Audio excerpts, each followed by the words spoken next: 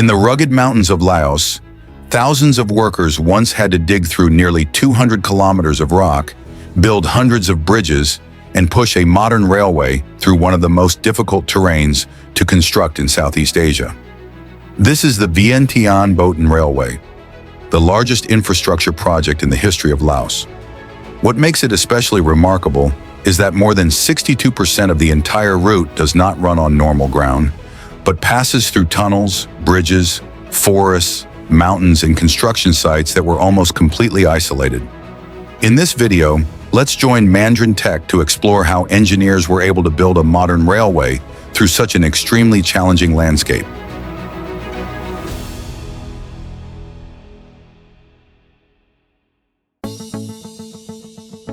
For many decades, Laos was almost one of the most difficult countries in Southeast Asia to develop a logistics system.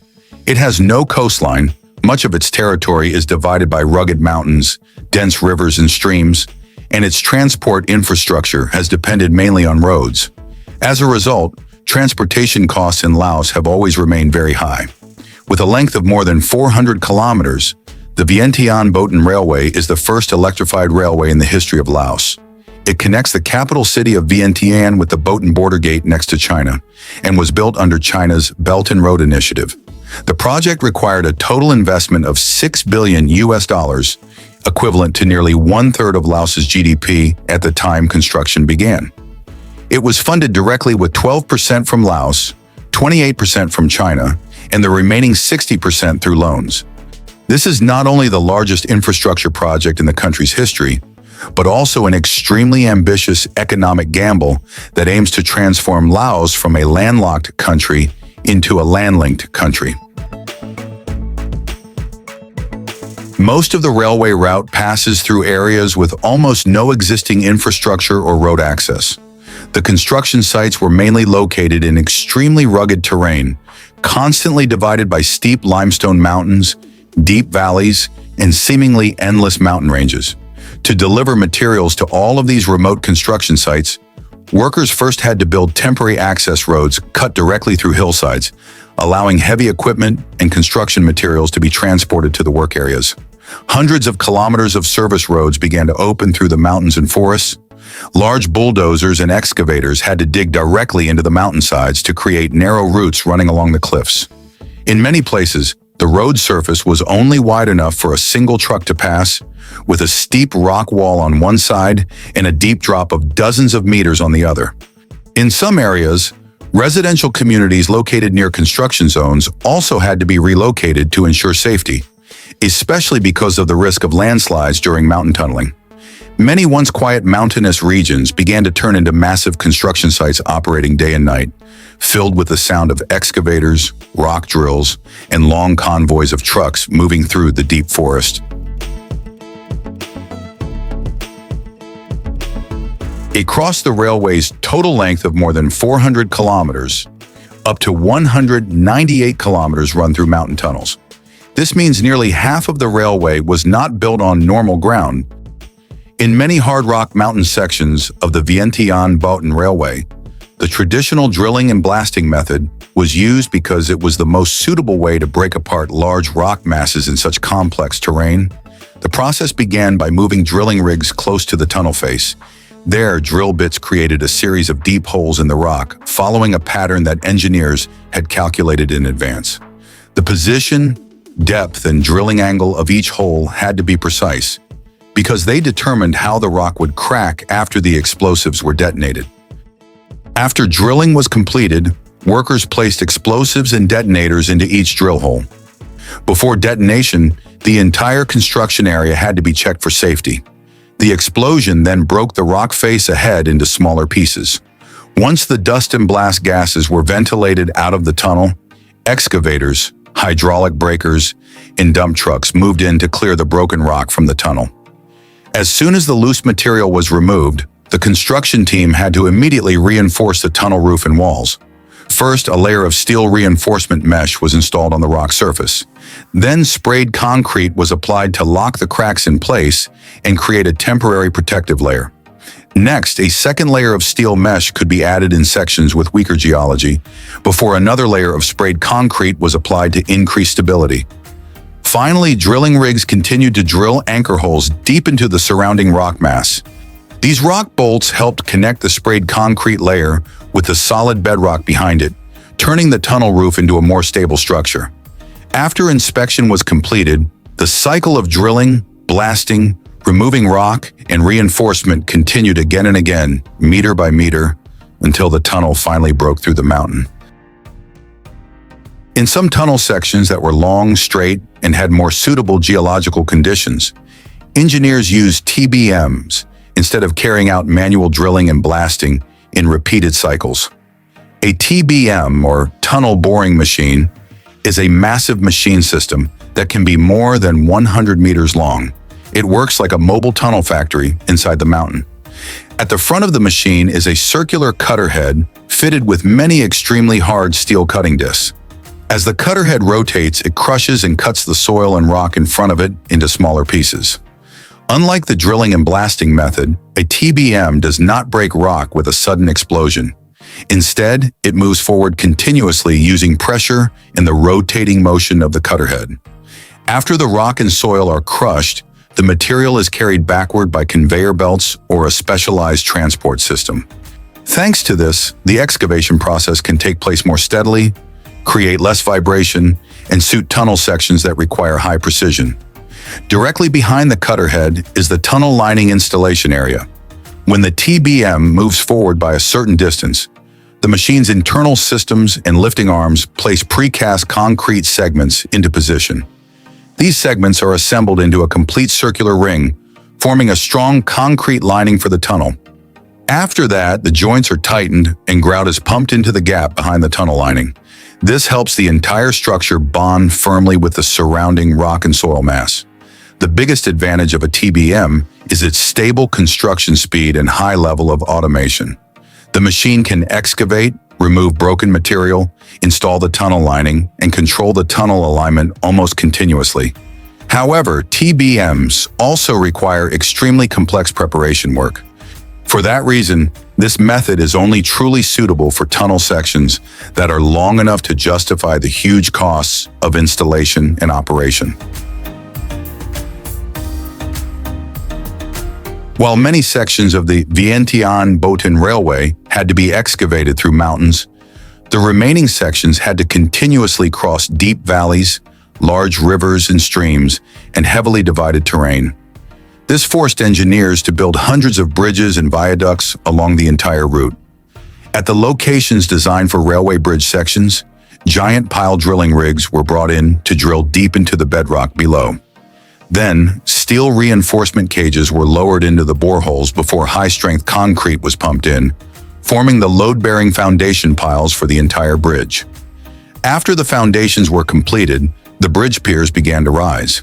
In some areas, each piece of equipment had to be taken apart into smaller sections before being transported in and reassembled directly at the construction site. Massive precast concrete girders, weighing hundreds of tons, were produced in advance at casting yards and then delivered to the site. There, huge heavy-duty cranes lifted each girder high into the air and moved it precisely into position between two bridge piers. For larger bridges crossing deep valleys, the balanced cantilever method was often used. Instead of installing an entire bridge span in one piece, engineers built smaller girder sections symmetrically from both sides of the pier to keep the load balanced. When the final two girder sections met in the middle, the closure segment was completed, locking the whole structure into one continuous span. This system of viaducts helped the railway maintain a lower gradient, a more stable curve radius, and better conditions for high-speed operation through the rugged mountain terrain of Laos. After the mountain tunnels, viaducts, and main railway foundation were completed, the project entered the stage that transformed this massive construction site into an electrified railway system. The first task was to install the track system. Here, ballast stones were laid in layers to create a flexible base for the rails, helping distribute the weight of the trains down to the ground below. Then concrete sleepers were placed at precise intervals before steel rails were laid along the entire route. Next, thousands of electric poles were erected along the line, and overhead contact wires were stretched above the tracks to supply power to the trains. The trains draw electricity through a pantograph on the roof instead of using traditional diesel locomotives. This helps the railway reduce noise, improve acceleration, and become more suitable for high-speed passenger transport. The stations were also completed at the same time, including ticketing areas, platforms, roofs, control rooms, and freight logistics systems. After all the infrastructure was finished, the railway entered the trial operation phase. Among them, Vientiane station became the largest transport hub of the entire system. The stations do not only serve passengers, but also integrate freight areas, operation centers, and the power network needed to run the whole line. Many stations were designed in a modern style, creating a striking contrast between the advanced electric trains and the surrounding mountain landscape.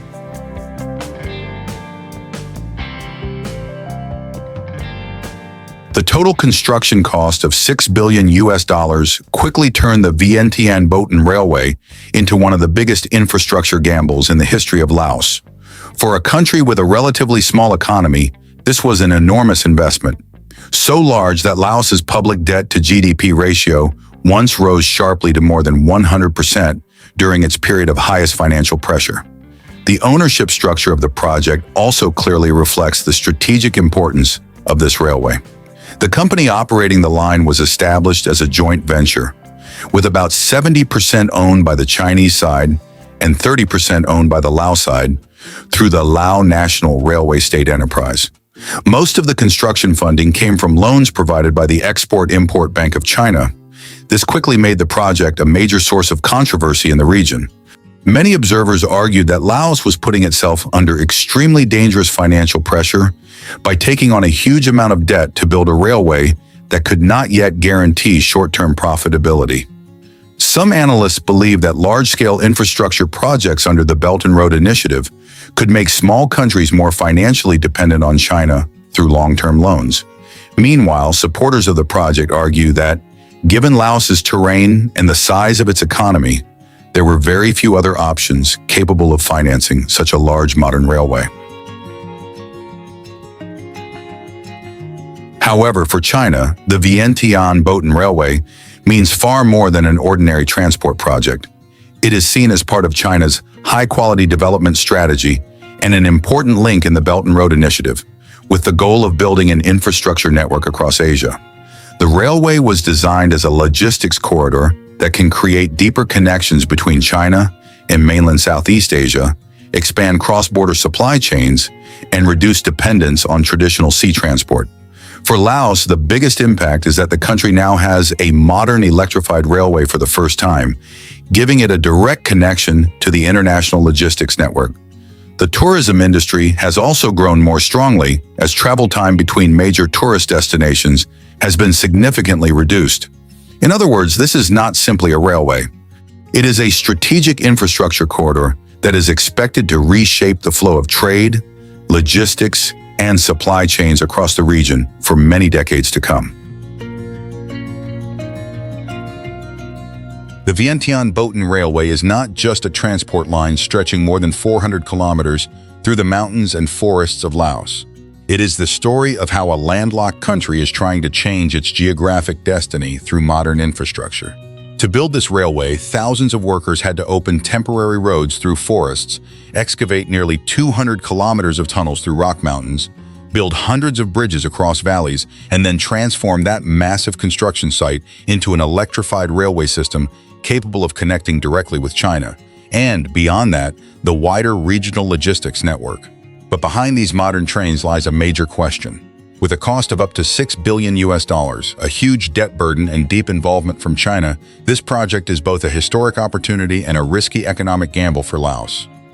If the railway operates effectively, it could help Laos attract more trade, tourism, and investment, gradually transforming the country from a landlocked nation into a land-linked hub. But if revenue is not high enough, the financial pressure could last for many years. And that is what makes this railway so important. It is not only a test of engineering, but also a test of whether infrastructure can truly rewrite the future of an entire country. So will the Vientiane Boten Railway become a turning point that helps Laos open up to the world? Or will it become an infrastructure burden too large for a small economy? What do you think about this project? Leave your thoughts in the comments below, and don't forget to follow Mandarin Tech to explore more mega projects that are quietly changing the world.